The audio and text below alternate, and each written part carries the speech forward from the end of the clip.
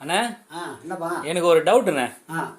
இது மாதிரி நடிகைகள்லாம் கூப்பிட்டு போயிட்டு புதுசாக கடை திறந்தா அவங்கள கூப்பிட்றாங்களே, அதனால அவங்களுக்கு என்ன லாபம்?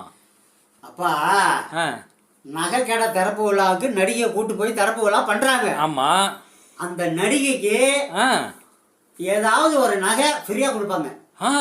பரவாயில்லையே. அது மாத்திரம் இல்ல, ஜவுளி கடை துணி கடை திறப்பு விழாவுக்கு ஒரு நடிகை கூட்டு போனா அவங்களுக்கு ஒரு பட்டு புடவை ஃப்ரீயா கிடைக்கும். பரவாயில்லையே. அது மாத்திரம் இல்ல, ஒரு ஹோட்டலுக்கோ ஒரு பிரியாணி கடைக்கு திறப்பு விழா பண்றதுக்கு கூட்டு போனாங்க ஒரு 10 பிளேட்டு பிரியாணி பார்சல் கொடுத்து அனுப்புவாங்க. போ சூப்பர்ப்பா.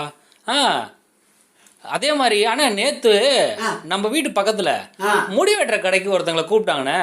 முடி வெட்டுற கடைக்கா? ஆமா, அவங்களுக்கு என்னென்ன குடுத்துருப்பாங்க? முடி வெட்டுற கடைக்கு அழைச்சிட்டு போனாங்க. ஆமாண்ணே.